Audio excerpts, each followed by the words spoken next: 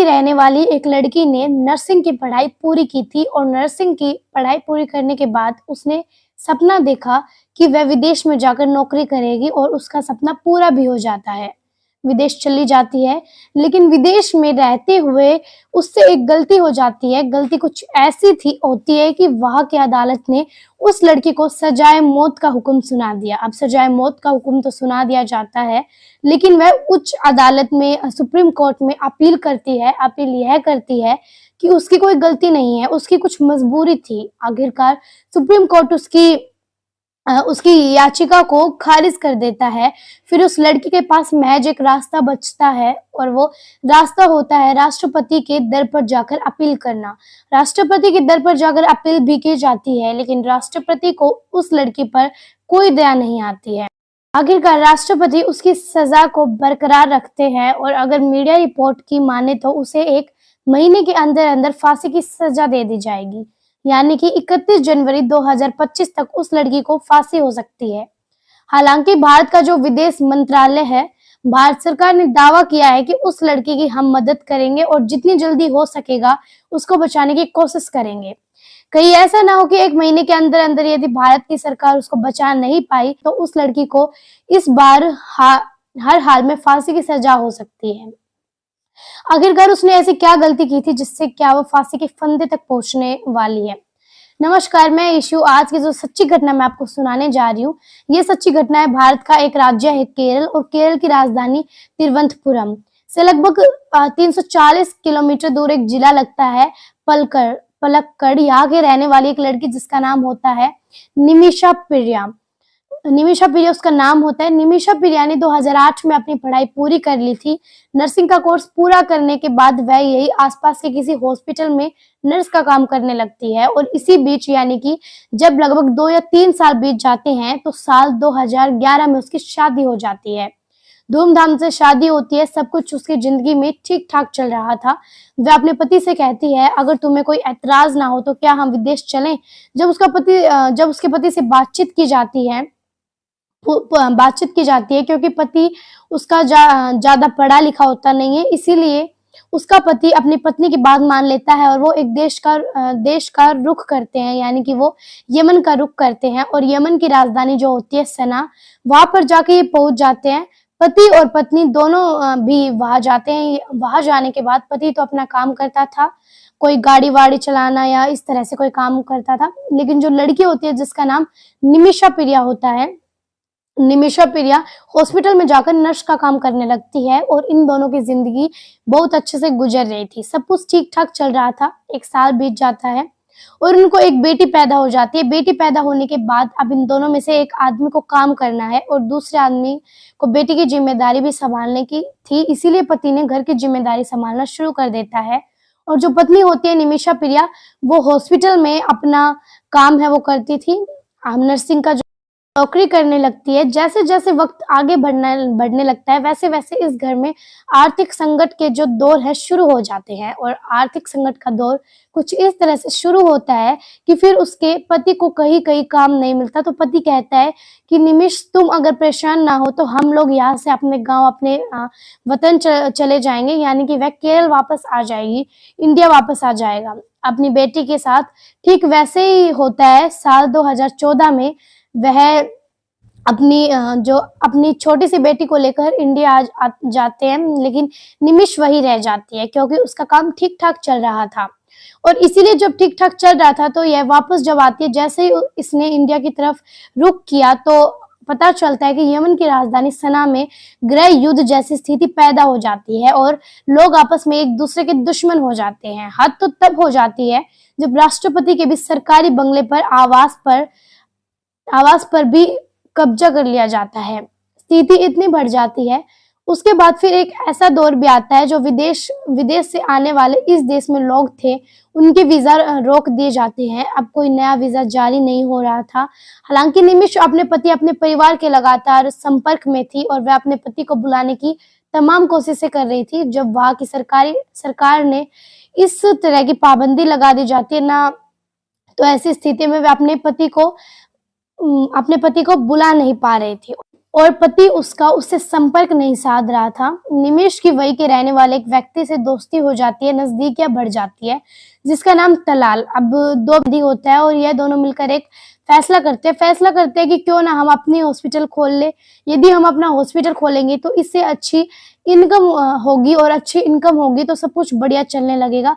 तलाल ने कहा कि ये तो बहुत चलने लगेगा। तलाल ने कहा कि ये तो बहुत अच्छा है। इसके लिए तलाल पैसे का इंतजाम कर देता है और अप्रैल 2015 में वहां पर एक अच्छे लेवल का क्लिनिक खोला जाता है, हॉस्पिटल खोला जाता है, और हॉस्पिटल में वह काम शुरू कर देते हैं। काम जब शुरू हो जाता है तो हॉस्पिटल में ठीक ठाक चलने लगता है।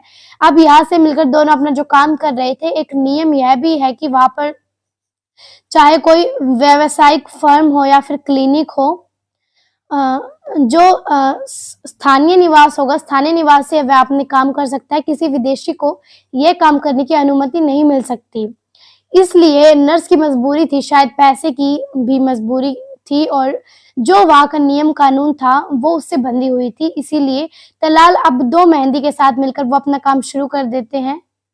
सब कुछ ठीक ठाक चल रहा था, लेकिन जैसे जैसे मौका मिलता था तलाल जो फंड इकट्ठा होता था, पैसे इकट्ठे होते थे, उसमें वो हेराफेरी करना शुरू कर देते हैं। और नर्स कहती थी, निमिष की ये जो पैसे हैं, इससे हम अपने ही इस क्लिनिक को और बड़ा रूप देंगे। ज्यादा पैसे इकट्ठा होंगे तो ज्यादा अच्छा काम चलेगा, और इसीलिए हम दोनों मिलकर काम करते हैं। जो तुम फंड में हेरा फेरी करते हो, ये सब काम करना बंद कर दो, नहीं तो यह क्लिनिक किसी दिन बंद हो जाएगा और तुम्हें इस बात का एहसास भी नहीं होगा।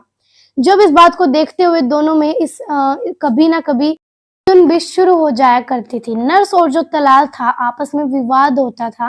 विवाद कुछ धीरे धीरे बढ़ने लगता है और नर्स उस क्लिनिक पर ध्यान देना कम कर देती है, और जैसे ही ध्यान देना कम करती है तो बजाय क्लिनिक बढ़ने के अब वो गर्त की तरह जाने लगता है, यानी कि उसमें नुकसान होने लगता है और लगातार वो कर्ज में आने लगते हैं। इसी हिसाब को देखते हुए इन दोनों के बीच में विवाद भी होने लगता है, झगड़ा भी होने लगता है, और इसी झगड़े के बीच में तलाल को आदत पड़ जाती है नशीली दवाइयों का सेवन करने का, ड्रग्स जैसी चीजों का इस्तेमाल करने का। इनमें जब झगड़ा हो जाता है, इसी झगड़े का फायदा उठाते हुए तलाल ने इस नर्स का जो पासपोर्ट होता है, उसका वीजा होता है, उस पर अपना कब्जा कर लेता है, उसे छुपा लेता है और वो उस लड़की को एक तरह से गुलामों जैसी जिंदगी जीने पर मजबूर कर देता है। मीडिया रिपोर्ट ये बताती है कि तलाल कभी-कभी अपने दोस्तों के साथ उसके घर पर पहुंच जाया करता था, और घर पर जब जाता था तो अपने दोस्तों को लेकर जाया करता था, और उसकी कोशिश रहती थी कि वो उस नर्स के साथ जबरदस्ती उसके साथ शारीरिक संबंध बनाने की, उसके साथ पतार करने की वो कोशिश करता था, और नर्स इस बात का विरोध करती थी। तभी नर्स ने सोचा कि क्यों ना इससे छुटकारा पाया जाए, और हद तो और भी तब हो जाती है जब नर्स के जो शादी इंडिया के केरल में शादी होती है, तो उन फोटोग्राफ्स के साथ वो छेड़छाड़ करता है, और उसके चेहरे पर, अपने पति के चेहरे पर वो अपना खुद का तलाल फोटो लगा देता है, और वहां की सरकार से, वहां की पुलिस से ये दावा करने लगता है कि ये मेरी ही पत्नी है। इस तरह का भी दोनों के बीच में विवाद रहता है। इसीलिए उसकी पत्नी जो नर्स होती है, नर्स ने सोचा कि अगर उससे छुटकारा पाना है तो इससे किसी भी तरकीब से लेना ही पड़ेगा।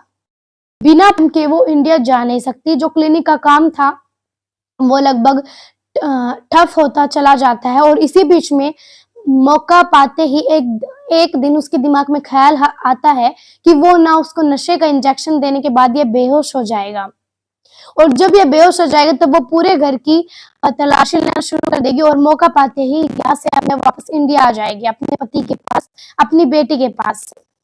ऐसे ही जब उसने उस व्यक्ति को, तलाल को नशे का इंजेक्शन दिया जाता है, तो उससे पहले इंजेक्शन से कुछ होता नहीं है। उसे लगता है कि इसको एक और इंजेक्शन दे देना चाहिए। जब वो इंजेक्शन दे देगी तो शायद यह बेहोशी की हालत में हो जाएगा। उसके बाद वो अपना पासपोर्ट इससे कब्जे में ले लेगी। इसी बीच में उसे मौका पाते ही एक ओवरडोज का एक और इंजेक्शन तैयार किया, और तलाल अब दो मेहंदी को वो लगा देती है, और जैसे ही उसको वो इंजेक्शन लगाया जाता है, और इसी बीच में उसकी मौत हो जाती है। कब मौत हो जाती है इसका पता ही नहीं चलता। मामला पुलिस तक पहुंचता है और पुलिस इस महिला को हिरासत में ले लेती है। साथ ही जो तलाल अब मेहंदी था उसके परिवार वाले एफआईआर दर्ज करा देते हैं। पुलिस इस मामले की जांच पड़ताल करती है तो यह लड़की अपने जुर्म को कबूल कर लेती है। वो कहती है कि इसने नशीला इंजेक्शन दिया था और दूसरे इंजेक्शन जो उसने ओवरडोज दी थी उसकी वजह से इसकी मौत हो जाती है। 2017 में पुलिस इस लड़की या जो नर्स होती है इसको गिरफ्तार कर लेती है। गिरफ्तार करने के बाद मामला फिर अदालत में पहुंच जाता है और साल 2020 में जो वहां की निचली अदालत होती है इस नर्स को सजाए मौत का हुक्म सुना देती है। लेकिन इसके पास ना तो ज्यादा पैसे थे ना अच्छा वकील करने की हैसियत रखती थी, इसलिए जो वहां की अदालत थी, जो ट्रायल कोर्ट था, ट्रायल कोर्ट में जो अपना पक्ष मजबूती से नहीं रख पाती थी, इसीलिए इसको सजाए मौत का हुक्म सुना दिया जाता है। अब वहां फिर अपील करने का एक मौका मिलता है सुप्रीम कोर्ट में। जब ये लड़की सुप्रीम कोर्ट में अपील कर रही थी तब भी इसको शायद एक अच्छा वकील नहीं मिल पाता है। साल 2023 की बात है। 13 नवंबर 2023 को इसकी अपील खारिज कर दी जाती है और अपील खारिज होने के बाद इसे पता चलता है कि इसको हर हाल में फांसी चढ़ाई ही जाएगी। इसी बीच में हालांकि इसे मौका भी मिलता है और मौका मिलता है ब्लड मनी का। ब्लड मनी के बारे में कुछ इस तरह से बताया जाता है कि जिस पीड़ित परिवार का कोई व्यक्ति मर जाता है उस पीड़ित परिवार के पास जाने के बाद उससे माफी मांग ली जाए। यदि उसे पूछा जाए कि आप बदले में अगर कुछ पैसे लेना चाहते हैं तो पैसे हम आपके अदा कर देंगे। जो भी वो रकम बताते हैं, यदि वो रकम बता दी जाए और दे दी जाए तो बिल्ड मनी के माध्यम से फिर सामने वाले को यानी कि आरोपी को माफी की भी हो सकती है और वो अपने वापस आ सकता है। इसी बीच में बातचीत भी चल रही थी लेकिन बातचीत कंप्लीट बन नहीं पाती है।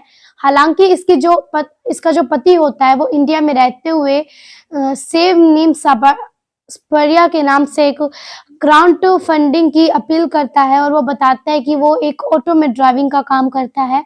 उसकी एक बेटी है, उसकी पत्नी इस तरह से वह यमन जाती है, सना में रहकर वो अपना एक क्लिनिक पर काम करती है। वहां पर इसके साथ कुछ इस तरह की पूरी कहानी एक ब्याह करता है। ब्याह करने के बाद ये मामला बहुत ज्यादा वायरल भी होता है। ग्राउंड फंडिंग भी इकट्ठा होती है लेकिन उसमें पारदर्शिता होने की वजह से जो मामला भी कहीं ना कहीं अधर में लटक जाता है और ये बताया जाता है कि 1,60,00,000 में बात तय भी हो जाती है। लेकिन इतने पैसे का सही वक्त पर इंतजाम न होने की वजह से साथ ही वे परिवार के जो लोग थे, जो तलाल अब्दा होते हैं, उसके परिवार के लोगों ने इनकार भी कर दिया था और ये मामला फिर अधर लटक जाता है। अब ऐसी स्थिति में मामला फिर राष्ट्रपति की याद चला जाता है ताकि राष्ट्रपति की अपील की जा सके और इस लड़की की जिंदगी को बचाया जा सके। लेकिन वहां के जो राष्ट्रपति होते हैं राशिद अलीमी बताया जाता है कि दिसंबर 2024 में इस लड़की की जो अपील होती है उसको खारिज कर देते हैं और इस बात की सूचना 30 दिसंबर 2024 को भारत का विदेश मंत्रालय इसकी पुष्टि कर देता है कि वहां के राष्ट्रपति यानी कि यमन के राष्ट्रपति राशिद अलीमी ने इस लड़की यानी कि नर्स निमिष प्रिया की अपील को खारिज कर दिया है और कह दिया है कि इस लड़की को हर हाल में फांसी की सजा दे दी जाएगी। यदि इसे फांसी की सजा दी जाती है तो मीडिया रिपोर्ट ये दावा करती है कि लगभग उसके पास अब 1 महीने का समय है। यदि 1 महीने में अगर कुछ नहीं होता है तो उसे 31 जनवरी 2025 तक फांसी के फंदे पर चढ़ा दिया जाएगा। यह लड़की साल 2017 से लेके अभी तक सलाखों के पीछे है, जेल में है और इस लड़की की जो माँ होती है अपनी बेटी को बचाने के लिए वह तमाम तरह के प्रयास कर रही थी लेकिन उनके प्रयास बताया जाता है कि नाकाफी साबित तो होते हैं। कहीं ना कहीं इस लड़की की जिंदगी अब खतरे में है। हालांकि भारत का विदेश मंत्रालय और भारत सरकार निमिष प्रिया को बचाने के लिए तमाम प्रयास कर रहा है। उनका दावा है कि हम इस लड़की को बचाने के लिए हर संभव कोशिश करेंगे लेकिन यह बात सक्सेस हो पाती है, सफलता मिल पाती है या नहीं मिल पाती है ये तो खैर भविष्य के गर्भ में छिपा है। लेकिन जिस तरह से निमिष प्रिया की फांसी की सजा का मामला सोशल मीडिया पर लगातार वायरल हो जाता है तो ऐसी स्थिति में जो पंजाब के 2 लड़कों के साल 2019 में सऊदी अरब में जो फांसी की सजा दी जाती है, साथ ही उत्तर प्रदेश के मेरठ के रहने वाले जैद के मामले में फांसी का मामला लगातार सुर्खियों में बना हुआ था। ठीक वैसे ही ये निमिष पिया का मामला भी सुर्खियों में बना हुआ है। अब आगे देखने वाली बात ये है कि क्या इस लड़की को फांसी होती है या नहीं, होती है या नहीं, यहाँ की सरकार इसे बचा पाती है या नहीं बचा पाती है। क्या ब्लड मनी वाला मामला फिर से उभर कर सामने आएगा कि परिवार के लोग माफी देने को तैयार हो जाएंगे और जो ब्लड मनी के रूप में जो भी रकम तय हो जाती है वो रकम लेने को तैयार हो जाएंगे या नहीं होंगे। अभी कई तरह के सवाल हैं और इस लड़की के पास 1 महीने का समय अभी भी बाकी है।